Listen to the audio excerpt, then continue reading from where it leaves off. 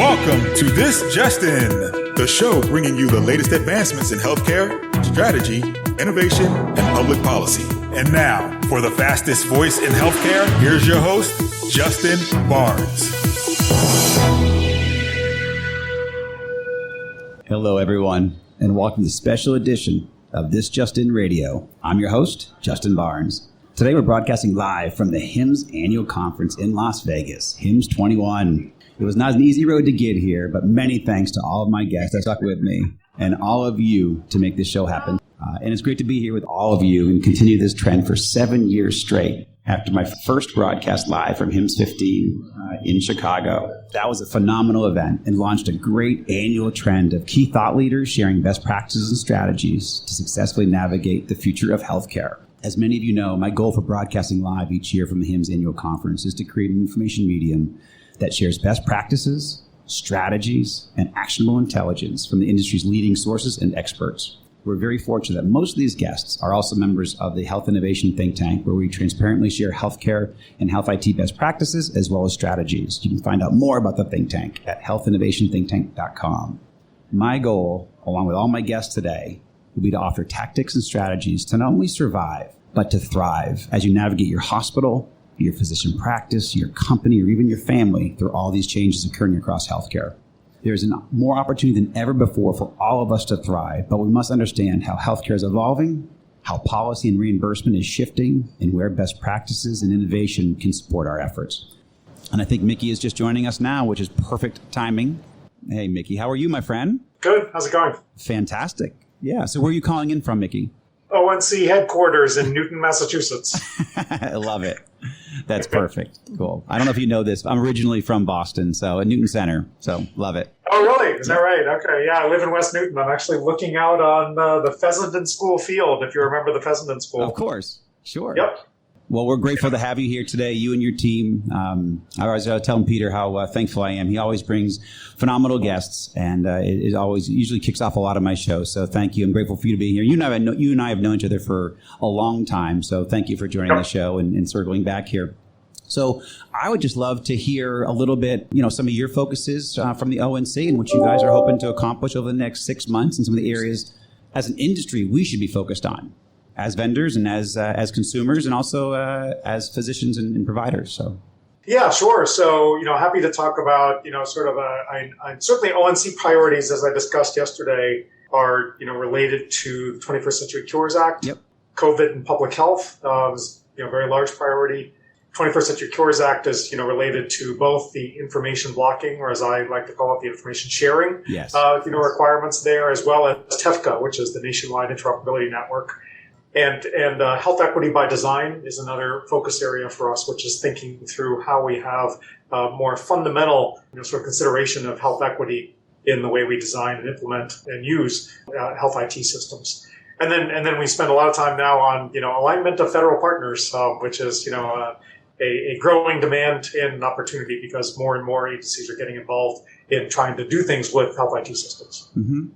So, obviously there's a lot of policy that you're helping to move forward and roll out, but what are some of the nuances, you taking over as ONC coordinator, what are some of the areas that you specifically want to focus on? I know that you have specific, regulations, rules that you're following, but what are some of the nuances that you feel you're going to bring to the office? Sure. Yeah. So, I think a couple of things, and some of them are related to, to those rules, which is to say, I think being able to set clear expectations in the market on what are the kinds of things that the federal government sees as priorities and how are we going to do that and what are the timelines for that? And I think, having been, my 20 years in health IT up until January, 12:01 p.m. of January 20th, we're all in the private sector. Right. And so, I got a deep appreciation there for the need for, the value that the federal government can play and particularly ONC, but the value the federal government can play in health IT because the market is so fragmented on the supply and the demand side, but also how a core part of that value is setting expectations and laying out timelines, laying out expectations so that people can plan accordingly. The worst thing is to have that be a great degree of uncertainty knowing that, federal government actions do play a strong role in the market. And if there's uncertainty around things like timelines around, and other things, then that creates, sort of confusion in the market. It stalls things. It makes people hesitant to make investments. And frankly, it makes people who may want things to go in different directions. It gives the opportunity for doing things that may not be in the public interest. So, we've had a lot of focus on, with information blocking, with TEFCA, with all of these things, being transparent as possible and doing as much as we can to indicate to the market where we're headed and where we'd like to help. You've done a great job. And I do want to let you know, the 21st Century Cures Act has really fueled interoperability in the industry, standards-based API and FHIR. I'm personally grateful for it. The industry needs it desperately, and it's working. So I just want to make sure that I know you probably through public comments and just your own relationships, you do see that. But I also want to publicly acknowledge it. It's made a huge difference. There's a lot of partners in the private sector where I work, that have opened up data that's never been opened up before. It's expedited interoperability 20 years, literally in the past year. And it's exciting. That's great to hear. And it's only getting better every single day. I'm watching pipes. I simplify it. But I watch these pipes double and triple in the volume of data that's going through them in standardized formats so we can consume it and share it and move it where it needs to be at such a velocity. And we have a long way to go, but we also got to respect how far we've come in the last even 2 years, year and a half. Yeah. Yeah, I totally agree. And again, having been in the private sector for the vast majority of my health IT career, and I mentioned this yesterday too. The reason I don't like the framing of information blocking is that it has this connotation that everyone is an information blocker until proven innocent. And that just hasn't been the majority of my experience. There are bad actors out there, absolutely, or people who do things that are, no one's a bad actor. Correct. But for the vast majority of those for whom this is a change, what I've seen and lived is that it's a question of priority. It's just a question of being able to say, you know what? Information sharing is actually a priority, and you need to move this up on your priority list. And organizations are ready to do that once they know that this has got to be a priority among the 23 other things they have on their priority list. Very true. So what are some of the things that we should be thinking about, moving forward? A little bit, visionary and just thinking about 2022 or 2023. Obviously, we have a lot of work to do today. You just walked through, regarding interoperability, regarding, moving data. But what we should be looking forward to, come next year and the year after to look ahead. I know it's tough from a federal government standpoint because you have the here and now and again, a lot of boundaries to work within. But what are some of your thoughts there, Micky? Oh, no, we've got the crystal ball. Did I say that out loud? I shouldn't have said that. Love it. I would mention a couple things. One is, I think, that moving to platform business and technical models, I think, is the inevitable trend, right? There's a novel by Joseph Heller, not Catch-22. It might have been Good as Gold or something happened. I forget. I don't think it was Catch-22. But there's a character in there and offers a piece of advice, which is don't screw around with the inevitable. They used a little bit more colorful language. I won't use that on a PG-rated station here. Right. But I think you can probably guess what they said. Yeah. But anyway, and I would just say that like platform business models, APIs, and apps. We've seen that has had profound effects in almost every other part of the internet economy. Yes. And it's now starting in healthcare. And you alluded to it, but I think that there's more about completely engaging and buying into that kind of model. I know John Halamka is going to be, following me here, I think. And, he is the voice of the platform business model at Mayo Clinic Platform. And so, he's much more articulate on it than I am. But I think that, that being able to really embrace that first off and say, what does that mean for my business? What does that mean for the things I'm going to do is, the first thing. Algorithms are certainly another component of this, right? More and more, we're getting into that. John also will be, have a lot to say about that. But I think that that's just inevitable. With more data, more computing capability, you've got both the benefit as well as the downside and the dark side of what algorithms can do in intended and unintended ways. So I think that's just here. Again, it's inevitable. The other thing is what I pointed to, which is health equity by design. I just think that, that as we think about the ways that we've thought about software design for safety, for privacy, for security, I think that is a part of just where we are as a society, and also certainly from a federal government priority perspective, that thinking about health equity as one of those core parameters that needs to be built into systems that identify health equity issues and help us to rectify those health equity issues as a fundamental design component is also going to be, about where this is all headed as well. It's excellent. And I will say everything you just touched on, I'm seeing lots of that just even here on the HIMSS show floor now. So it's great to see that we've already begun some of that, but obviously we have a long way to go. And I appreciate you sharing the crystal ball. I mean, obviously the ONC and the work that you and your team are doing is fundamental to this industry. And I always try to close here with the respect for the ONC. It's a lot of the times a thankless job. It's an amazing service. Your team works so hard. People don't realize, Steve and the whole team and Peter, you guys read every single comment that comes in, and we're grateful for that. And you have for years and years and years and years and years. And I just want to make sure people they engage your work, they read what you publish, they respond to it, share their thoughts, their best practices. I know people tend to always share what's bad, but it's very important for the federal government to hear what's good, what's working, so you guys can leverage that and then fix what may not be right or may be wrong. And so, I'm a strong believer in that. It's served me very well through my career, and I'm just grateful for you, for your work, for your team, and all you guys do every single day. So, Micky, thank you very much for joining us today, and thank you to all your team. Great. Thank you. Really enjoyed it. You got it. And I think we have Jon here in queue. Hey, great to see you. Great to see you, my friend. So Dr. Jon Halamka, author and president of the Mayo Clinic platform. Welcome back to the show, my good friend. Well, thanks. Coming to you from Mayo Clinic today. So Rochester, Minnesota, as opposed to Las Vegas. Well, or Unity Sanctuary Farm, correct? That's it. There you go. He usually dials in from there, and I love it, and we always talk about it. But, Jon, I know you have a busy day. I'm grateful for you taking the time out of your busy schedule to join us. So, first of all, how are you doing, my friend? Well, it's a remarkable time, right? You've probably heard me say multiple times, the alignment of technology, policy, and culture is important for breakthrough innovation. Mm-hmm. There is no better time in history than the urgency created by COVID and the collaboration, what I'll call reduction in competitive angst, for us to come together and do amazing things in digital health. I completely agree and love it and love the energy. So what are some of the healthcare and health IT trends that you're seeing in the industry? We always love this. We always love to hear your crystal ball. So what are your thoughts? Right. So every HIMSS has a word, right? Yeah. Blockchain, maybe 2017. Mm-hmm. And we got into machine learning. Well, if you look at today, what we're seeing is this unique application of algorithms and novel data sources to build continuous wellness and ongoing care recommendations. So the crystal ball is really this. If we're going to be using algorithms increasingly, we better understand something about their performance, mm-hmm. ethics, bias, fairness, fitness for purpose. A lot of energy in the next several quarters will be to labeling our algorithms.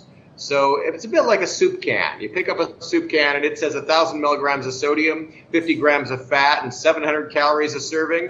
I hope you wouldn't eat that. Correct. It would not. Well, what if the algorithm says developed on white males and we're going to be using this on black females? Would you use that? No. Right? You want to understand something about the algorithms we deploy to ensure they're going to care for the patient in front of you. That's going to be a really important trend. And figuring out how to bring data and algorithms together in a secure, privacy-preserving, and IP-preserving container will be another major trend. Excellent. And also, I don't know, did you hear Micky's segment before you? He actually referenced you regarding APIs and FHIR and all that good stuff. I did not, unfortunately. Okay. He referenced you, and well, first of all, how proficient you are, because he just predicted the continued growth and obviously gave a lot of accolades to what's been accomplished. You've been a strong proponent for decades now on interoperability, but specifically FHIR and what that can bring to our communities. And we're starting to see a lot of that in action now. I mentioned to Micky here, I've seen personally, 20 years of interoperability expedited in the past year. Just literally that much. I've seen pipes open up, data flowing more than ever before than I've seen in the previous 20 years. So, grateful for the work that's being done and where we're going to go. But what are you seeing? So what are some of the best practices that you would offer from your perch and your background and expertise to other CIOs and leaders of health systems here at HIMSS to navigate where we are today? What are some of the areas that you continue to focus on for them? Sure. So every time we implement a new project, we have choices. You could put a server in a closet somewhere, or you could use the cloud. You could create a proprietary interface of bubblegum and baling wire, or use FHIR. And so what I am seeing across all of my CIO colleagues and friends, they're saying, you know what? It might be hard. It might be change. It might, in fact, require budgetary reallocation from capital to OPEX. Let's do every next project in the cloud. Mm-hmm. Let's do every next interface with Fire, even if Fire may not have completely fully baked data elements for my purpose. Using JavaScript object notation and a Fire approach is the right thing to do. Yep. Let's do this recognizing that we're not silos, right? We work in a global ecosystem. And I have seen this last year bring collaboration, joint ventures, and partnerships where people are coming together for societal benefit and hegemony of none. So there you go. Cloud, Fire, collaboration. That's your secret ingredient. I love it. That's awesome. So what should we be looking at in the next couple of years? You obviously have a very clear crystal ball. And so where do you, either where you're focused or where you say we should all be thinking about in 2 to 3 years from now, maybe something that we haven't thought of, that we haven't seen on a billboard somewhere. What are you thinking about? So I'm going to say something rather controversial to you. Excellent. Societal resilience. Mm-hmm. And what do I mean by that? Pick up the New York Times this morning and try to avoid getting depressed. Right. Right? Oh, we've got fires and floods and pestilence. We've got lack of collaboration and polarization. Well, ask yourself, if the human species is going to survive, how do we put in place the elements we need for societal resistance? And let me give you an example. Please. So we've done all this great work with cloud and Fire. Well, in a time of COVID, what did we learn? Well, EHRs may very well have some standard APIs, but has anyone tried to interface ERP and EHR so that we actually understand the supply chain that is necessary to care for the patients that are going to be coming to us in the next few weeks? No one's done such work, right? So what we ended up doing was we used a highly advanced interoperability method called Excel. You may have used it. I have. That's great. And that's utterly not scalable. Right. So as you look at these next couple of quarters, we need to ask ourselves, where are we doing things that are very manual, that are very much not going to be, for whatever the next pandemic or next challenge we have, not going to be fit for purpose? And let's put in the plumbing so that we will be able to flip a switch and be able to say, who needs a ventilator? How many masks do we have? Where are the drugs and the vaccines? Oh, how well are they working? Because although we did a reasonable job over the last year, we did it, I will tell you, with a whole lot of sweat and manual processes as opposed to something more societally resilient and scalable. Excellent wisdom, Jon. I couldn't agree more. And it's kind of ironic. One of our largest ERP companies reached out to me last week to begin a collaboration. Of ERP, which is just interesting because you bring it up. They reached out, and so there is some thought there. That's a specific use case, but still, at least some of us are also thinking in that direction. And I actually think it's very sage advice around being ready just for the next big thing and what happened, because we're already seeing it a little bit with this Delta variant. Obviously HIMSS shifted pretty dramatically over the past week. A lot of participation, but it's also outside of HIMSS. It's travel, it's people's daily lives. I'm even changing some of the things that I'm doing just to make sure that I'm always as safe as possible. What are some of a foundation there, or an area of as we close, a best practice to help people over the next 3 to 6 months even be as wise as they can be, or think about something that maybe they aren't thinking about today? Because you have a great perspective. Well, not surprisingly, it's all about data. On Saturday morning, Mayo Clinic and a number of collaborators published to a preprint server, I'll send you the link, a study of the efficacy of Pfizer and Moderna vaccines against Delta variant. And here's the numbers. We saw in the standard COVID, the alpha version, 86 to 90% efficacy. What we found was when we start looking at Delta, which is now about 70% of the infections in this country, 42% efficacy of the vaccine against Delta. Now, okay, that sounds very bad. But remember, although you might get infected, you won't get sick. Right? So you need to understand, I see, there's a difference between infection efficacy and serious illness or death. And therefore, plan that as we see all these variants, at least the variants we know about now, they will be virulent and they will be contagious, and you might get infected, but you'll be okay if you're vaccinated. That's the kind of decision you can make if you look at the data. That is excellent advice. And that's actually, I actually do want to read what you published, because when I was researching, when the variant stepped up, and I was researching my travel plans over the coming weeks, I actually dove into the Wall Street Journal a little bit because I wanted to look for a credible source also, and I think they did a pretty good job. And I looked at several different media sources to understand exactly what you just went through. You found through your own research, but I had to go out on my own and find out, what does this really mean for me? Because I care to, obviously getting sick, I'm not so concerned about, but obviously getting severely ill, I am concerned about. And so that's the variance I looked for. I've been vaccinated, so I looked for, is this okay? And what will this mean to me if I do get sick? And it's exactly what you just brought up is what I found from my initial research, but now you obviously have much better research. So, well, I'll send you the link. It's public. You can share it with all your listeners. I will certainly do that. Jon, anything in parting and just from your words of wisdom from us, or that you'd like for us to know, or some of the things that you're thinking about that you're going to focus on in parting words in the last couple of minutes here, or a minute here? Sure. Boundless optimism. Love it. Right? And why do I say that? So Margaret Mead told us, change, as we look in any society, is generally accomplished by a small group of people, thoughtful and committed.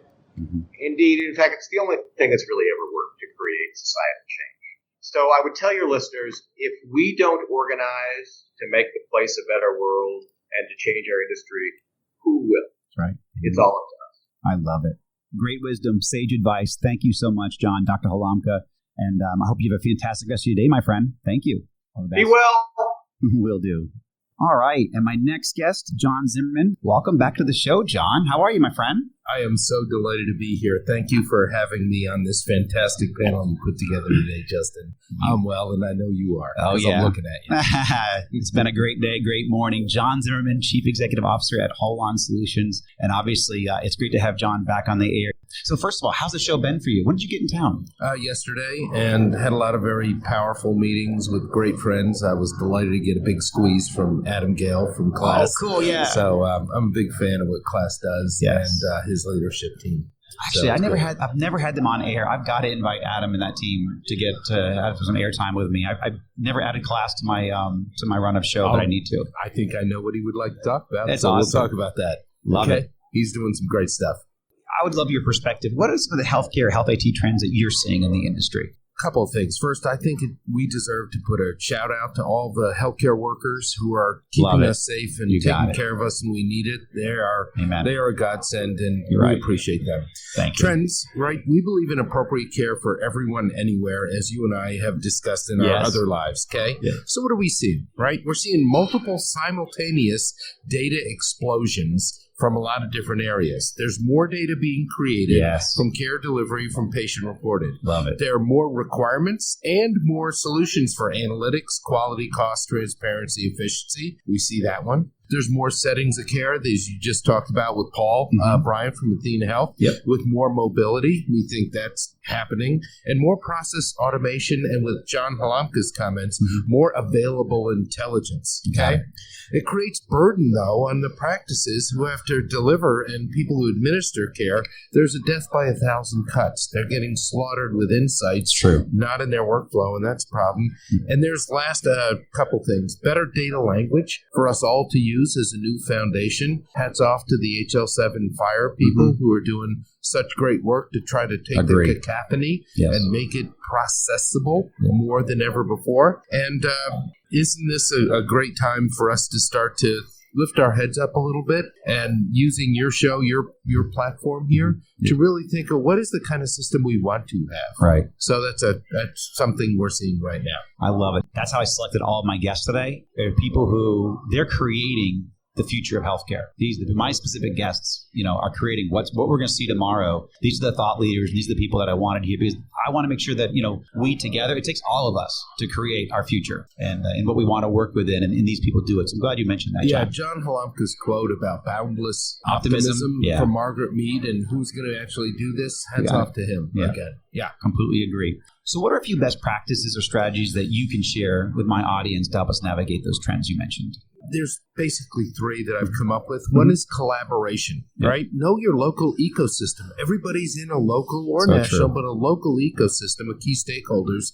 And what kind of information sharing would enable your business and their business? That's where collaboration comes from. We're moving from transactional interchanges between two parties to multi-party stakeholders among multiples. It's a new way of doing things, but that's why I think Paul said value-based care is still here. That's part of it. Oh, yes. The second one, I'm going to steal from Simon Sinek and some of the smart things. Simon Sinek. Going on from Amazon, which is understand the why. You got it. And work backwards for solution adoption. So make sure we know what we're trying to solve. Make sure that there are key sets of curated data, information, knowledge that should be delivered to which personas. There's no panacea. There's work to be done here. And have to be careful not to replace alert fatigue with insight fatigue. That would be a really bad thing. Okay? And last, let your voice be heard. Whoever is listening in this audience, their voices matter. Yes. HL7, Weedy, Class, Adams, one of them, the American Academy for Home Care Medicine. These are all great examples of voices that are working together to create a new, better sharing environment. But we need everybody's voices to be heard so we can do things that matter. And so that's excellent advice, John. And that's actually almost all my guests have mentioned in some capacity collaboration and the need, and actually a lot of the components even around fire and interoperability that you mentioned. And that's actually why I love doing this show, is because I look for themes. And what's really cool is we're all saying similar things, and we're all moving in the same direction. And that's actually how you can accomplish a lot. So that's extremely exciting. I always love working with you, John. So now, thinking ahead, I know it's difficult, and I've mentioned this to all my guests. I know we just have to get through today. We are crazy schedules. But thinking about, 2 or 3 years from now, what should we have our eye on, or what do you think some of the things we should look out for? I have 4 words for that. Sure. Stay well, stay home. Okay? The extraordinary advances in information, communications, biomedical, and other technologies are enabling smarter preventions, monitoring, Paul talked about that, maintenance and healing, essentially anywhere where the consumer is. We're going to be in a world where people are going to have to do much less going to care and having much more care coming to them. Excellent. So now is the time, right now is the time to start to organize the path to this new and better world. I think there's no shortage of technologies or visions. What we need is a new, bold, galvanizing, multi-stakeholder collaborative movement to ensure we enable appropriate care for everyone anywhere. That's excellent. I love it. And I completely agree. And, with interoperability, what we're doing with APIs, we're moving data around. We're looking at strategies for how to, enable remote care. And that's just a big component even here at HIMSS. But I know where it's going and at home. And managing that and pushing data where it needs to be and pushing care to you at home, pushing care to wherever you are, not in a facility or at a practice or wherever at a hospital. So excellent advice, great points, great insights, and I look forward to collaborating with you even off air because I know we got some great stuff going. So we do. Thank you again for having me. It's great to be here with Always, you. My friend, and have a great rest of your conference. You bet, sir. Thank you. Thank you, John. You got it, buddy. Bye. Jon Zimmerman, Holon Solutions. Thank you to everybody for joining us, and just a note of gratitude here to all the partners of the weekly syndicated radio show, This Just In. Thank you so much to Roberta. She was the initial brainchild of the This Just In radio show, and we've been broadcasting it now for 7 years. And also many thanks to This Just In radio show partners, Business Radio X, Rama on Healthcare, Healthcare Now Radio, and certainly the HIMSS organization for all their continued support. Without them, the show would not be possible. And just thank you for everyone joining us today. And please tune in weekdays at 2:30 p.m. Eastern, 11:30 a.m. Pacific.